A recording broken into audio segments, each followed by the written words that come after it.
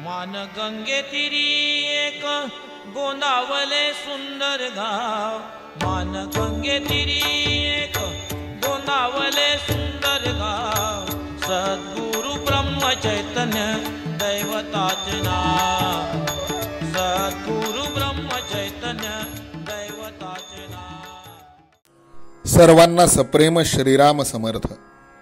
गुरुकुल शिक्षा यूट्यूब चॅनलच्या माध्यमातून आपण समर्थ सद्गुरू श्री ब्रह्मचैतन्य गोंदवलेकर महाराज यांचं चरित्र क्रमशः बघत आहोत।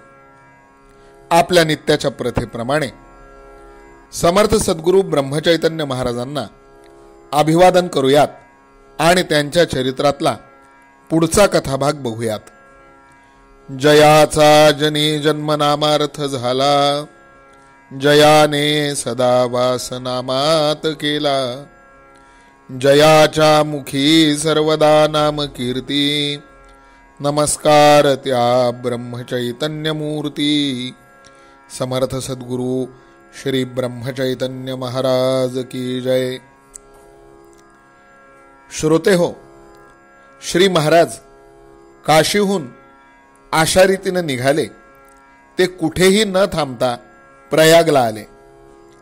तिथे काही बैरागी लोक महंतांच्या शोधात फिरत होते।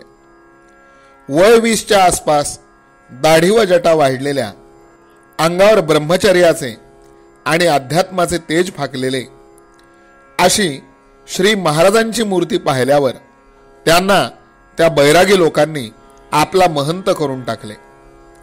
प्रयागहून ही सर्व मंडळी मथुरा वृंदावनाकडे गेली। काशी सोडून 1 वर्ष होऊन गेलं होतं। तिथे असताना ज्या बंगाली जमीनदाराला आशीर्वाद दिला होता त्याला मुलगा झाला असल्याने तो सारखी श्री महाराजांची चौकशी करीत होता। त्याची माणसे त्यांच्या शोधार्थ विविध तीर्थक्षेत्रांमध्ये फिरत होती। त्यापैकी एक मनुष्य श्री महाराजांना मथुरेमध्ये भेटला आणि त्याने आपल्या मालकाचे आमंत्रण त्यांच्या कानावर घातले। त्या आमंत्रणाला अनुसरून आपल्या सर्व परिवारासह श्री महाराज कलकत्त्याला येऊन दाखल झाले। ते महंत म्हणून वावरत असल्याने त्यांचा थाट आधीच एखाद्या राजासारखा होता आणि त्यामध्ये त्या जमीनदाराच्या उपचारांची भर पडल्यावर श्री महाराज एखाद्या राजेंद्रासारखे शोभून दिसत। त्या जमीनदाराने आपला छोटा मुलगा त्यांच्या पायावर घालून त्यांचा आशीर्वाद घेतला। तो श्री महाराजांना म्हणाला, आपली काहीतरी सेवा करावी अशी माझी फार इच्छा आहे, मी काय करू ते मला सांगा। यावर श्री महाराज बोलले, अरे आम्ही बैरागी लोक, आम्हाला खरोखर कशाचीही जरुरी नाही। तू आणि तुझी मंडळी आनंदात राहा, पण भगवंताला विसरू नका, म्हणजे मला सर्व पोचले। हे सांगून जेव्हा तो आणि त्याची आई ऐकेनात तेव्हा श्री महाराजांनी त्यांना हरिहाट करण्याची आज्ञा दिली। हरिहाट म्हणजे भगवंताचा बाजार। हा 1 आठवडाभर चालतो। भगवंताच्या प्राप्तीची जी जी साधने आहेत ती सर्व एकदम सुरू करून 7 दिवस अखंड चालवायची। तसेच एक अन्नछत्र सुरू करून 7 दिवस तिथं मुक्तद्वार ठेवायचं। विद्वान व कलावंत मंडळींचा योग्य परामर्श घ्यायचा। हरिहाट करणे हे फार खर्चाचे, कष्टाचे आणि जबाबदारीचे काम असते। परंतु श्री महाराजांनी शब्द टाकल्याबरोबर त्या मायलेकांनी एकदम होकार दिला। कलकत्त्यापासून 2 मैलांवर एक मोठा मांडव उभारला। देशातल्या विद्वानांना, शास्त्री पंडितांना आणि कलावंतांना आमंत्रणे गेली। पुष्कळ धान्य, कपडा आणि चांदीची भांडी खरेदी केली। तयारीला 15 दिवस लागले। ज्या दिवशी हरिहाट सुरू झाला त्या दिवशी यजमानाने श्री महाराजांची हत्तीवरून मिरवणूक काढली। मंडपामध्ये सुशोभित असे एक उच्च सिंहासन ठेवले। त्यावर श्री महाराज जाऊन बसल्यावर वेदमंत्रांनी त्या अपूर्व समारंभाला सुरुवात झाली।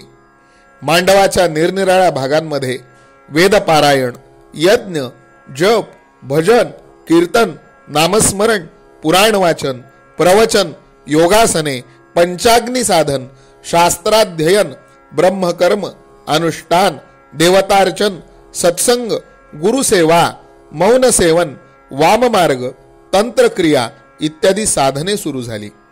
बाहेर अन्नछत्र होते, त्यामध्ये 24 तास जेवण तयार ठेवून जो येईल त्याला मुक्त हस्ताने वाढणे चालू झाले. रोज नवीन पक्वान्न होई आणि ते सर्वांना पोटभर मिळे. 7 दिवसांमध्ये अक्षरशः हजारो बैरागी, प्रवासी, अतिथी, आंधळे, पांगळे, भिकारी, श्रीमंत, गरीब, पुरुष, स्त्रिया आणि मुले तिथे जेवून गेले. कलकत्त्यामध्ये बहुतेक सर्व लोक हा समारंभ पाहून गेले. श्री महाराज रोज सकाळ संध्याकाळ मांडवामध्ये येऊन सर्व मंडळींची सोय झाली किंवा नाही याची स्वतः चौकशी करीत. विशेषतः अन्नछत्र आणि नामस्मरण बरोबर चालले आहे की नाही हे मुद्दाम पाहत असत. 8व्या दिवशी यजमानाने श्री महाराजांची महापूजा केली. त्यांना महावस्त्र अर्पण करून 1000 रुपयांनी भरलेले चांदीचे ताट दक्षिणा म्हणून त्याने पुढे ठेवले. ते वस्त्र श्री महाराजांनी त्याच्या आईला प्रसाद म्हणून दिले आणि ते रुपये काशीच्या विद्वान पंडितांना वाटून दिले. एकंदर समारंभाला त्या काळात 25,000 रुपये खर्च लागला. असा हरिहाट गेल्या 50 वर्षात बंगालमध्ये आम्ही पाहिला नाही, असे तेथील वृद्ध लोक म्हणत. श्री महाराज हरिहाट संपल्यानंतर दररोज अनेक लोक श्री महाराजांच्या दर्शनाला येऊ लागले. श्री महाराजांना निजायला किंवा बसायला फुरसत मिळेना म्हणून 4-6 दिवस गेल्यावर बरोबरच्या बैराग्यांना त्यांनी अमरकंटकच्या यात्रेला पाठवून दिले आणि त्या जमीनदाराचा व त्याच्या मंडळीचा निरोप घेऊन आपण स्वतः एक दिवस रात्री कुणाला न कळवता चालते झाले. श्री महाराज पुढे कुठे गेले आणि त्यांच्या चरित्रात कोणकोणते प्रसंग घडले हे आपण यानंतरच्या चरित्र भागामध्ये बघूयात. आजचा चरित्र भाग रामरायाच्या चरणी, श्री महाराजांच्या चरणी सादर समर्पण करूयात. समर्थ सद्गुरु श्री ब्रह्मचैतन्य महाराज की जय. जानकी जीवन स्मरण जय जय राम. सीता अकांत स्मरण जय जय राम. श्रीराम जय राम जय जय राम. श्रीराम समर्थ. देई मला तुके रघुराया. देई मला तुके रघुराया. मती उपजो तुझी या गुण गाया. मती उपजो तुझी या गुण गाया. मती उपजो तुझी या गुण